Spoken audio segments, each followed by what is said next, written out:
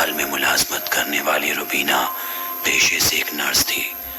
وہ اکثر رات کی شفٹ میں مریضوں کی دیکھ بھال کا کام کیا کرتی، یا پھر کبھی کوئی مریض ایمرجنسی میں بھرتی ہونے آ جائے تو ڈاکٹر کو اطلاع کر دیتی۔ حالانکہ جنگلوں کے بیچ گھنے درختوں سے ڈھکے ہونے کی وجہ سے رات کے وقت اسپتال میں لوگ آنے سے بچا کرتے، مگر یہ رات الگ تھی، کافی الگ۔ گھڑی میں قریب 2:30 بج رہے تھے۔ بے حد خاموشی کا منظر تھا، پورا اسپتال چپی کی قید میں تھا کہ تبھی اچانک ایک رکشہ اسپتال کے گیٹ پر آ کر رکا۔ ایک انجان سا آدمی کسی عورت کو سہارا دیتے ہوئے اسپتال کے اندر داخل ہوا۔ عورت کے سر پر چوٹ لگی تھی، اس کا پورا چہرہ خون سے تربتر تھا۔ روبینہ سمجھ گئی یہ ایمرجنسی کیس ہے، بنا کاغذی کارروائی فوراً اسے وارڈ میں شفٹ کر دیا۔ مگر روبینہ جیسے ہی ڈاکٹر کو معاملے کی اطلاع دینے گئی، وہ انجان شخص نامعلوم کہاں غائب ہو گیا۔ خیر، اس بات کو نظر انداز کر نرس اور ڈاکٹر اس عورت کے قریب پہنچے۔ عورت بڑی تکلیف میں دکھائی دے رہی تھی، شاید اس کا کوئی بھیانک ایکسیڈنٹ ہوا تھا، لیکن اس بات کی تصدیق آخر ہو تو کیسے؟ اس عورت کا جبڑا ٹوٹ چکا تھا، ہاتھوں کی انگلیاں الٹی ہو گئی تھی، پیر اور ہاتھوں پر جگہ جگہ کٹنے کے نشان تھے، اور اس کی دائیں آنکھوں کی پلکیں نہیں تھی۔ اوپر والا ہی جانتا ہوگا کہ اس کے ساتھ آخر کیا ہوا۔ تبھی ڈاکٹر نے روبینہ کو آواز دی، روبینہ، جا کر انستھیسیا کا انجیکشن لے آؤ، مریض کو بے سود کرنا ضروری ہے۔ ابھی روبینہ مڑی ہی تھی کہ اس کے سامنے خوفناک منظر پیش ہوا۔ کمرے میں لگے شیشے میں اس مریض کی شکل بے حد بھیانک نظر آئی، جو خود درد سے کراہتی اپنے ہی جبڑے کو کھینچ رہی تھی۔ بس یہ منظر روبینہ کے جسم سے جان نکالنے کے لیے کافی تھا۔ وہ فوراً پلٹی، مگر وہاں سب کچھ ٹھیک تھا۔ ڈرتے لڑکھڑاتے قدموں کے ساتھ وہ دھیرے دھیرے انجیکشن لینے کے لیے میڈیکل روم کی طرف بڑھی۔ اس پورے فاصلے میں اسے کسی انجان سے چیخ نے چاروں اور سے گھیر رکھا تھا۔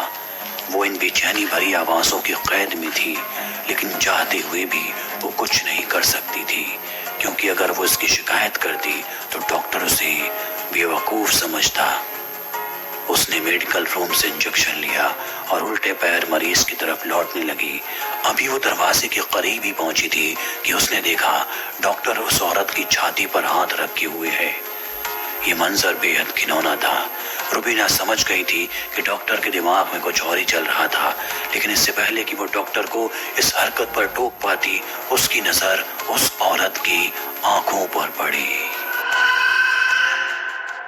وہ آنکھیں کھولے ہوئے تھی، ایک ٹک دیوار کو تکتی وہ نظریں پوری طرح سے لال تھی۔ دائیں آنکھ سے خون ٹپک رہا تھا اور اس کی زبان بیڈ سے لٹکتی زمین کو چھو رہی تھی۔ روبینہ یہ دیکھ پوری طرح گھبرا گئی، مگر ڈاکٹر اس صورت سے انجان اپنی درندگی میں مصروف تھا۔ روبینہ میں اب ہمت نہیں تھی کہ وہ ڈاکٹر کو کچھ بھی بتا پائے۔ تبھی اچانک ڈاکٹر کی آنکھیں اس عورت کے چہرے کی طرف مڑتی ہیں اور وہ یہ منظر دیکھ حیران ہو جاتا ہے۔ وہ فوراً وہاں سے بھاگنے کی کوشش کرتا ہے، لیکن اپنے ہی پیر سے پھنس کر نیچے گر جاتا ہے۔ وہاں وہ عورت اپنا اور بھی بھیانک روپ لے لیتی ہے۔ ڈاکٹر ہاتھ جوڑتا ہے، مجھے معاف کر دو، مجھ سے غلطی ہو گئی۔ اس کے قریب اور قریب بڑھتے ہوئے وہ بھیانک عورت اس سے کہتی ہے، غلطی تجھ سے ابھی نہیں، 6 مہینے پہلے ہوئی تھی۔ ڈاکٹر کہتا ہے کہ مجھے کچھ سمجھ نہیں آیا۔ اس پر وہ اس کی آنکھوں کے بیچ اپنے نکیلے ناخنوں کو دھسا دیتی ہے۔ دراصل آج سے قریب 6 مہینے پہلے وہ عورت زندہ حالت میں اس کے پاس علاج کے لیے آئی تھی۔ رات کا وقت تھا اور وہ درد سے تڑپ رہی تھی۔ آدھی رات وہ ڈاکٹر اس کے پاس آیا اور اس کے جسم کو غلط طرح سے چھونے لگا۔ اس پر اس نے اس کا ویرودھ کیا، مگر وہ اس کے گلے میں انستھیسیا کا انجیکشن ٹھوک کر زبردستی کرنے لگا۔